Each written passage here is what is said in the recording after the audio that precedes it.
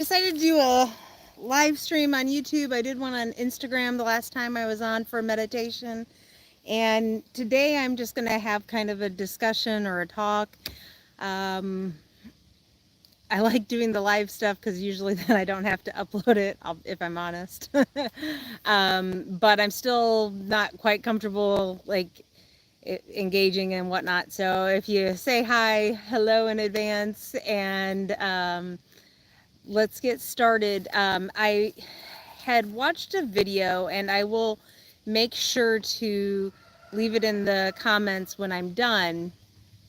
And this woman spoke very clearly on the lies that we tell ourselves. And to me, from what she was saying and what I gathered, this is like that narrative that's running in your head constantly. And usually it's negative. And these thoughts make up your belief system about yourself and your world. And then thereby they shape you and your world. And so a lot of time, if those negative thoughts or they're intrusive thoughts, or just a narrative that's running in your head, if it's negative, then you're going to see a lot of negative or contrasting moments in your life. And she said to go through and write out all of the lies that you tell yourself. And I was excited about this, but I wanted to have the right time to do it. And I really wanted to physically be able to write it out. But being a busy mom and wife, that's just not something that's always possible. That's okay. And I finally realized one night I really wanted to do it. The baby was asleep early, and I was just like, you know what? I've got Microsoft Word on my phone, and I'm just going to whip this out and I'm going to type it out. And even if that's not what I want to do, that's what I know I need to do because I want to do this exercise. So I went through and I typed out all of these different lies that I tell myself. And a lot of them are physical. Some of them are my roles as a daughter or a sister, a wife, a mother, a friend. Um, there are things about finances and work effort, and just different things like that. And I went through, and it was a brutal process, quite frankly. And at the end of it, 2 hours later, I'm, crying, trying not to wake the baby. And because it was just that hard of a thing to do, I'm 8 pages or so later, I think. And I'm like, okay. And so then the next part of the exercise is to go through and to cross them all out, and then to turn them into a truth. What you the new narrative that you want to write in your head now. And that was challenging at times because I didn't know how to talk nicely to myself, if I'm being quite honest. And so um, that it was an equally as hard of a process as it was to sit there and to write out all of these lies about myself. And it was equally challenging to turn them into truths to tell myself. And so, some things might be just, I'm trying to think. Some of them were like, I'm an awful mom. I don't pay enough attention to my kids. I never get anything done that's productive. And then switching them into, I'm really putting forth a lot of effort with my children. I'm trying to break generational curses, and I'm trying to change how I'm parenting for, and that will be something that will impact all of the future generations. And I went through every single thing and the physical things, you know, I'm fat and overweight and therefore I'm ugly, and really saying to myself, no, I'm beautiful as a person. I'm beautiful in this body, in this physical body, whatever it looks like. And then to think with gratitude all of the things that my life has and this body have done for me. I've birthed 5 children. I've lived 44 years and done many wonderful adventurous things, and this body has been with me every step of the way, and that's amazing and beautiful. And so I went through and I crossed everything out and I wrote my truths in, and that takes another few hours or so. And I think in the video she said to do this over, you know, a few days if you can, but knowing my time is limited as a mom, then I just was kind of like, okay, I'm going to um, try to get as much of this done in this one evening as I could. And so I did. And then the next morning, my goal was to sit there and try to then reprogram my brain and reprogramming my thought process and reprogramming my narrative into these new truths. So instead of reading whatever negative thing, I'm saying the new truth. And I did that 3 times a day, every day. When I first wake up, usually when the baby's napping, and then before bed. And then I started even fine tuning those truths. I started realizing, well, that still kind of sounds negative. Um, it's not authentically where I want to be. So I've gone through and I've refined it again and again and again. It's kind of, we think of beliefs as these set things that we can't change, but really we can change. We're that powerful. So why not change them? So that's what I've continued to do. And if I see something that's an affirmation that I want to build into my system, then I add that to that page. So now I've gone up and down from 8 pages to 10 pages down to 5, because at some point I realized I was still seeing those negative things, and I'm like, I need to just get them off the page. They're gone. They're not part of my narrative anymore, and so I don't want to waste time continuing to see them. And that was a powerful moment. So this has been going on for roughly maybe 10 days or so. And I, of course, immediately wanted to come out and do a video after I did it. And the opportunity has just not allowed for that. And that's fine. And it actually worked out rather nicely, because today I had an opportunity to have a conversation with somebody. And they were asking me questions that I was not comfortable answering, because this person is frequently negative. And I was just like, eh. And so I kind of gave a roundabout, not the whole truth, answer, but the truth. And my internal dialogue was on fire. It did not like this. It was like, oh, you're being disingenuous and you're a liar and all these other bad, horrible, terrible things that I knew I knew in my heart, I'm really just protecting myself from hearing their negative thought process and their narrative in their head. And why should I have to continually listen to them going through their negative thought process when they have no desire to change or grow? And yes, maybe the quick answer is we'll cut this person off, but this is somebody I don't feel like I'm at a place that I want to do that either. So then I sat there and I was reading through all of my truths, and it suddenly dawned on me that I need to have a truth surrounding this. And my truth was that that there are instances where, to protect myself, it's okay to lie. And that seems odd to even say that now, because we're taught, and it's so just imprinted on us. You can't ever lie. You can't ever lie.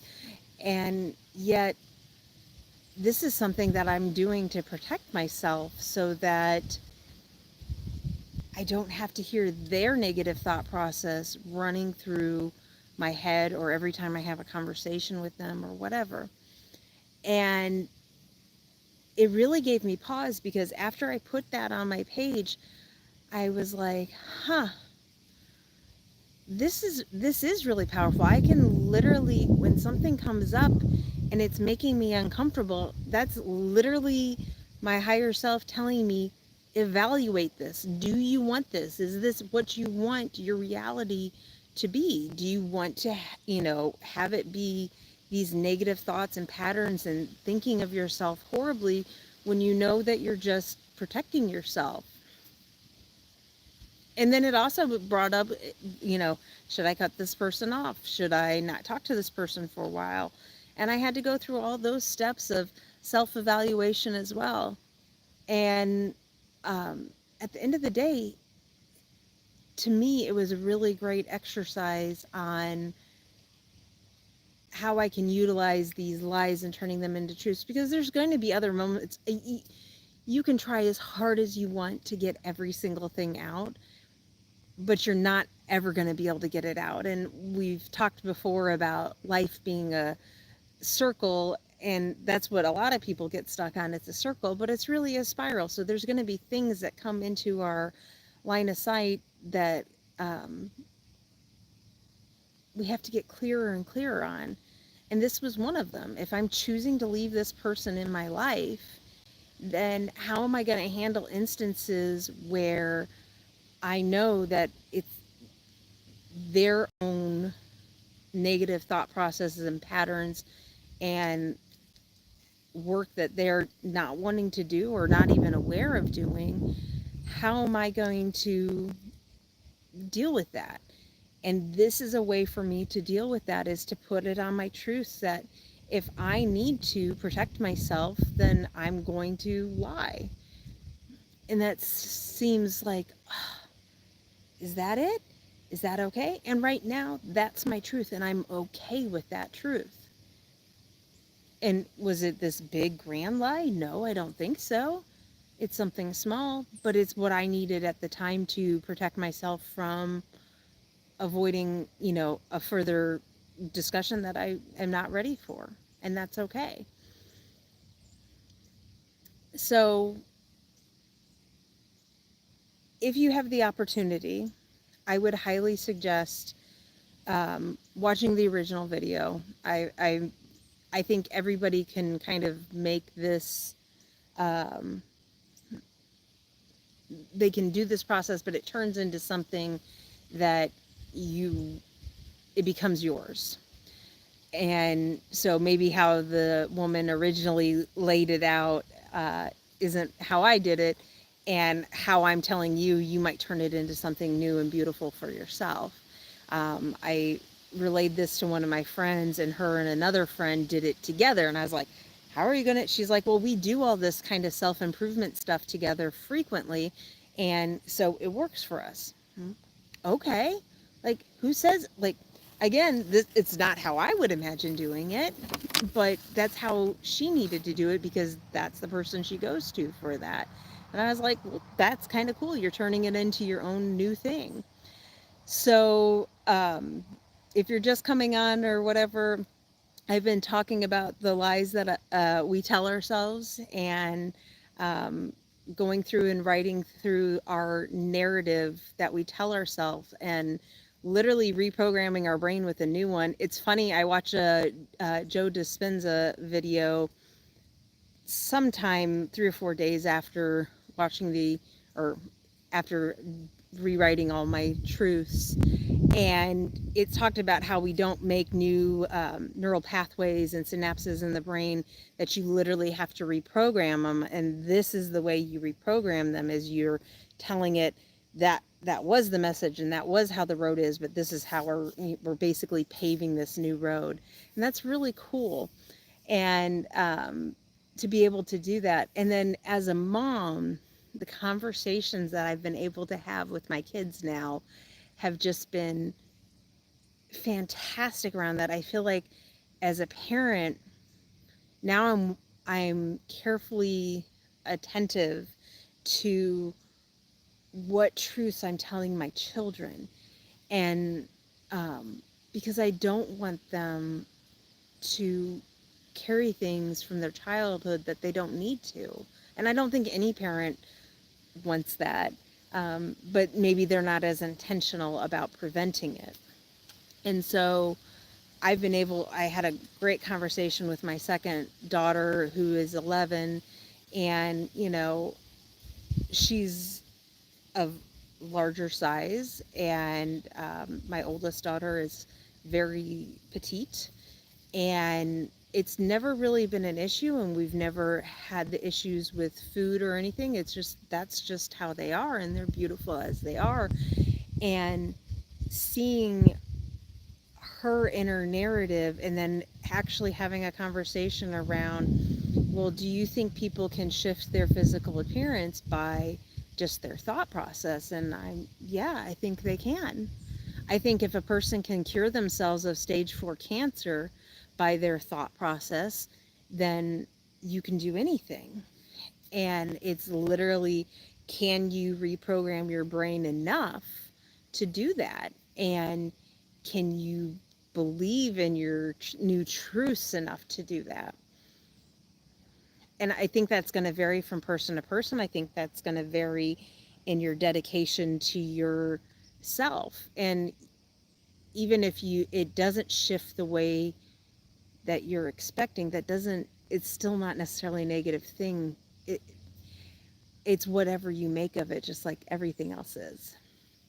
So the biggest thing after doing this exercise was literally finding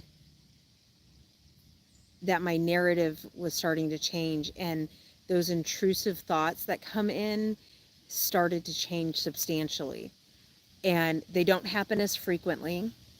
When they do happen, I'm able to immediately recognize them. And boy, I get rid of those things. I'm like, I am not sitting here wasting my time, energy, and effort on this thought. I don't want to think about it. And that's why today, when this conversation came up, I handled it the way I wanted to. And then when I started reeling about it and like, this is making me uncomfortable, I need to analyze this. I could have done a million other things.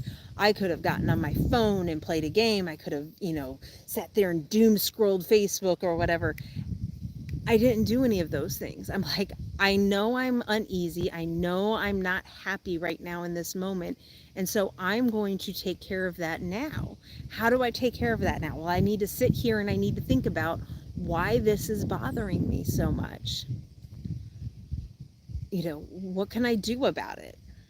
And the first thought that came to my brain was, I should cut them off. And I'm like, no, I can't do that. I don't want to do that. I'm not in a place I want to do that. Maybe that will happen someday, but today is not the day, and that's not something I'm going to entertain. So what is the next thing? What's the next thing that I need to think about in this thought process? And